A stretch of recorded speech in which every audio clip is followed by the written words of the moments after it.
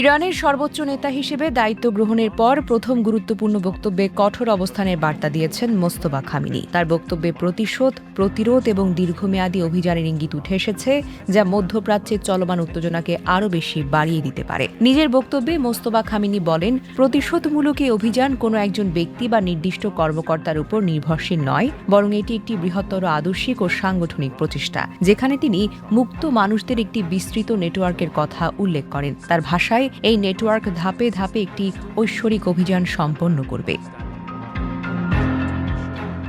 এদিকে আন্তর্জাতিক বিভিন্ন গণমাধ্যমের প্রতিবেদনে দাবি করা হচ্ছে, ইরানের ভেতরে সাবেক মার্কিন প্রেসিডেন্ট ডোনাল্ড ট্রাম্পের বিরুদ্ধে উস্কানিমূলক বক্তব্য ও হত্যার আহ্বান সংক্রান্ত আলোচনা নতুন করে সামনে এসেছে। তবে এসব দাবির সত্যতা স্বাধীনভাবে যাচাই করা সম্ভব হয়নি এবং ইরানের সরকারি পর্যায় থেকেও এই বিষয়ে কোনো আনুষ্ঠানিক ঘোষণা দেওয়া হয়নি।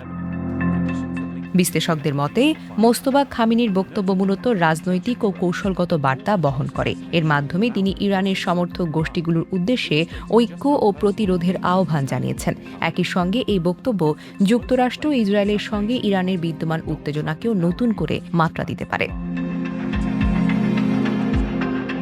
পর্যবেক্ষকদের আশঙ্কা, যদি উস্কানিমূলক বক্তব্য ও পাল্টা হুমকির রাজনীতি আরও বেশি তীব্র হয়, তাহলে মধ্যপ্রাচ্যে নিরাপত্তা পরিস্থিতি আরও অস্থিতিশীল হয়ে উঠতে পারে। আন্তর্জাতিক সম্প্রদায় ইতোমধ্যে সব পক্ষকে সংযম প্রদর্শনের আহ্বান জানিয়েছে এবং কূটনৈতিক সমাধানের ওপর গুরুত্ব আরোপ করছে। পরিস্থিতি দ্রুত পরিবর্তিত হচ্ছে, তাই এই বিষয়ে নতুন কোনো সরকারি ঘোষণা বা নির্ভরযোগ্য তথ্য প্রকাশ পেলে তা আন্তর্জাতিক রাজনীতির জন্য গুরুত্বপূর্ণ প্রভাব ফেলতে পারে।